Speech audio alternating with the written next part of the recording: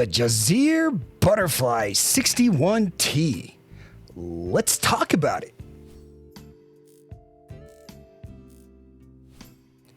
This is a sample sent to me by Hifigo.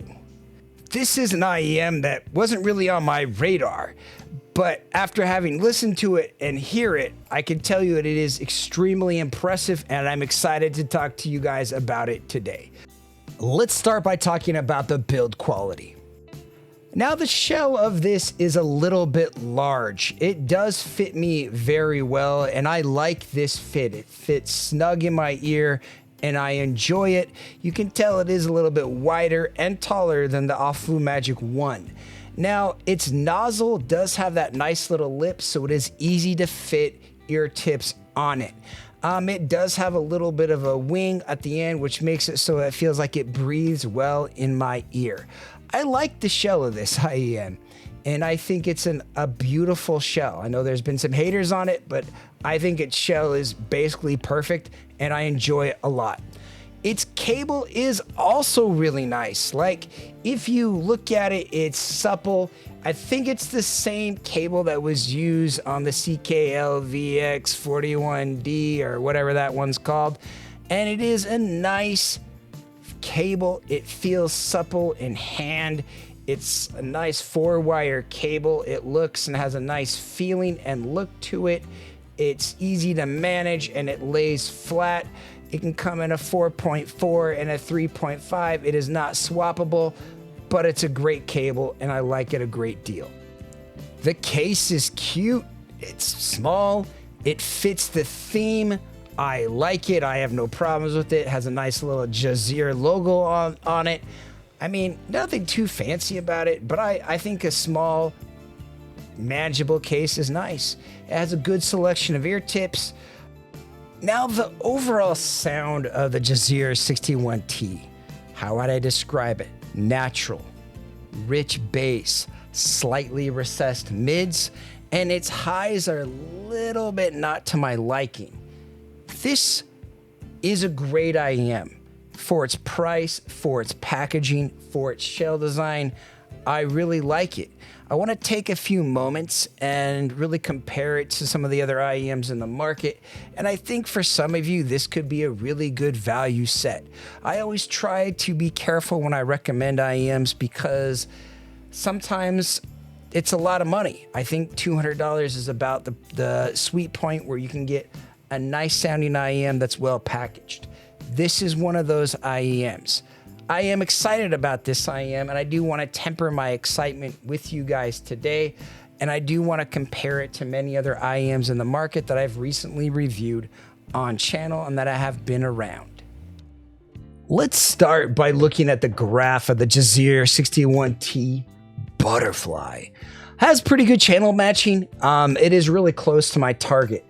This is a really nice sounding IEM in my opinion. It has a lot of the right qualities and characteristics that I would like. If you notice, it matches my target quite well, but not exact, and there are some minor flaws that I want to kind of talk about. But overall, it's a very nice IEM that feels extremely neutral in my ear, and I like it, and it does everything that I would want it to do. The first one I wanted to compare is the Juzear 41T. I don't want to dwell on this too long, but I found it too mid-centric. I found its mids were nice, but a little bit too much air, and it felt bright to my ears. Its tonality was a little bit too bass light and a little bit too airy for what I wanted. I didn't really like it, although I can appreciate that people might like it. It's one of those interesting IEMs, but it's funny how, you know, the differences between these are small, but when we're talking about, you know, people's money, we have to be articulate and careful. I can understand why people would like the Juzear 41T, but to me, the Juzear 61T is like almost a full new revolution, and I really like this IEM a great deal. The next one I want to talk about is the Dunu Da Vinci. Now, I like the Dunu Da Vinci, and I think its upper mids are better. Its overall mid section is better, But the bass of the Juno Da Vinci bothers a lot of people. It has a little bit too much sub bass, although I don't think it really shows very well on my graph. But the Juzear has a little bit better has a little bit better sub bass to mid bass kind of a ratio. I do think the Juno Da Vinci is probably a better set overall. I think it has a really nice tonality and it sounds really good in ear. And I love the Juno Da Vinci. But having said that, it's also kind of expensive. And if somebody wants something with a little bit less boomy bass that's a little bit more smooth and relaxed, I would say the Juzear 61T would be something that would be good to go. And I think it is a better IEM, or at least on the same level as the Juno Da Vinci. And if you're thinking about it, you're like, oh man, I don't know about that. The 61T is a really nice set, and I think it does some things better than the Juno Da Vinci. But overall, I mean, price vacuum, if you're just like, which one's better, price regardless, the Juno Da Vinci is, to me, a little bit better of a set, but it's very close, and especially considering it's like, 75% of the price. There's a significant price difference between these two. That's something to note. Another one I want to show you is the Pilgrim. Now, I like the Pilgrim. I think the Pilgrim does come across slightly bright. The Juzear 61T also kind of comes across a little bit bright as well. Like the Pilgrim does have a little bit energy right around 4K. The Juzear 61T doesn't quite have that energy. I think its upper mids and air are a little bit better. I like the bass of this Juzear 61T a little bit better. These are also really good IEMs. The thing about the Pilgrim, which I think would be better, is that, if you want to experience an Elysian Acoustics Lab IEM, that's kind of the rage. I think it's a good way to go. But the Juzear is, basically half the price. It's hard for somebody new to the hobby for me to recommend the Pilgrim over the 61T. I like the Pilgrim. I think it's a fantastic set. I have loved the build quality, the cable, the Pentacon connection, but it's also harder to swap Pentacon cables. You're also talking about 1 to 2 decibels throughout this entire thing. I mean, the air of the Pilgrim is better. Don't get me wrong. It's a little bit more even kiltered. It's a little bit less, but they have different tonalities and different things about them. The fact that we can even talk about them and that one is half the price is something that's really impressive. And I really think it just shows you how good the 61T really is. The next one I want to talk about is the Annihilator. The Annihilator is my favorite set. I like the Annihilator. It just has some stuff that's great. Like, it has this amazing bass that sounds great. It has this great upper extension. Everything about it sounds fantastic. It has this sweet, lovely tonality. But is it really worth its price? Absolutely not. The Juzear 61T, to me, it sounds and it feels a little bit closer like the Annihilator does, even more so than, say, like the Pilgrim does. It's kind of nutty. Like, I love the 61T, but it has this kind of sweetness that the Annihilator also reminds me of. Next one I want to talk about is the EM10. The EM10's kind of a weird set.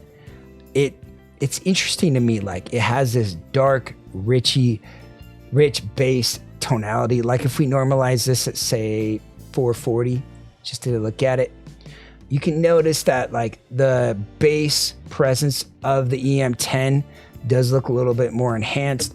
It does have kind of sparkly mids, but overall, the SimGat EM10 to me is the better set. I love it a great deal. It's one of my favorite, like, no-cell sets. But again, the Juzear 61T, it trades blows. It has way less recessed upper mids, which for some is a deal killer. It's not Harman. It's a little bit L-shaped, if you want to call it that. Like, let's look at something kind of improv a little bit. Like, Let's look at the Jupiter real quick. I didn't plan to talk about the Jupiter, but let's look at it real quick as well. And you can tell like how close this is to the Jupiter. It has a little bit less sub bass, but it kind of fits that tone a little bit. Like the Jupiter has probably better extended upper highs, but these are actually pretty close and kind of has that nice L-shaped tuning that's really quite lovely. Again, I love the Jupiter. It's a great set, but it kind of gets you an idea of what I like, and maybe why I like the 61T is the fact that it has that really nice bass presence, and it's not nearly as bassy as the 61 or as the Jupiter, but the 61T does have a nice, subtle, smooth bass shelf, and it's really, really lovely. Another one I want to show you is the Hype. I mean, again, the $400 set has kind of nice, a little bit increased sub bass. I mean, you could tell these graphs kind of go with each other. The 61T does have a tiny bit of energy at 8K. And it does, but I mean, other than that, like they have a lot of similar characteristics to each other. And, you know, I think these are like kind of on the same level to me. I think the Hype 4 is a fantastic set. But when you can get something like the 61T, which I think these trade blows to an amazing extent. You know, the Hype 4 has a little bit more energy in the upper mids, but you know, the Juzear 41T has probably better bass. It's hard to say. I think you would have to demo them both, but I really like the 41T, and I think it's about on that same level as the Hype 4 for me as far as sonic quality overall. Let's look at a few others. Next one, the Da Cinco. I just did a video of the Da Cinco. I mean, it has that nice bass shelf. They're pretty close, has a little bit less energy. There's a lot of similarities to these. A lot of people are going to think they sound the same. They don't. I think the Da Cinco, it doesn't have that right resolution. All this extra energy from 4 to 6K isn't super ideal, but you'll notice other than that, they're very, very close. Maybe a little bit more sub bass, but this is a fantastic set. And again, the Da Cinco is, you know, even on sale, it's like $250, and you're looking at the Juzear 41T, a little bit less money. I think that's the better way to go for what I like and what I would recommend. But the Da Cinco is a fun set, but to me, it has some problems. Next one, the Cinco Tres. I like the Cinco Tres. Like graph-wise, it doesn't make a lot of sense, but it has a nice kind of sparkly upper mids. But its bass shelf wasn't quite right to me. You know, these kind of trade blows, but the Cinco Tres has better upper mids, and it's overall a really nice set. I just did a review of the Cinco Tres, and you can check that out on the channel if you want. But the 61T to me is a little bit better, and I enjoy it a great deal. Another one, I always try to give you guys budget options. Look at the Explorers graph and the Juzear 61T. Notice how close they are.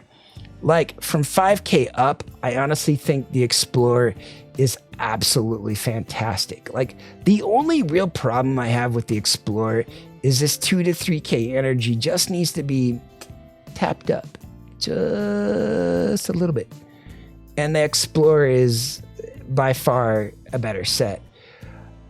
The Explorer is a great set. If you can't afford it and you're looking at something with really nice bass, really great upper air, I think the Explorer is a good set, and it's a lot cheaper than the Juzear 61T. All right, and if we want to talk ranking of the Juzear 61T, I mean, it's one of my top sets. It's almost in the top 10. It really competes with a lot of IEMs that are more expensive. Like it's pretty much the best under like $300 set. Like, I mean, I guess we could have compared it with the Super Mix, which I really love, and I think that's a great set. But I think the Juzear 61T does a lot of things, and it's a little bit more neutral, a little bit more audiophile tuned. I think the Super Mix is a lot more Harman style. But overall, I just think this IEM is just so fantastic, and it might be my IEM of the year. It just offers so much to people that want to buy this package at such a reasonable cost. You know, the IEM season is upon us. There's a lot of IEMs that have been released as of late that are asking for your attention. This IEM is worthy of your attention. It has everything you would want from a full overall package. For me, it's really nice fitting in ears, and it has a really nice neutral tonality that I think most people are gonna like. It fits my target basically to a glove, and I love it a great deal. I think it's a really good value pick, and I think it's fully worth its asking price. I really like it when IEMs are of a reasonable price that I can recommend to you guys. And this is one of those where I think you normies might want to consider stretching on. Obviously, never buy things that you don't need, but this IEM is probably going to go on sale in a couple of months under 200.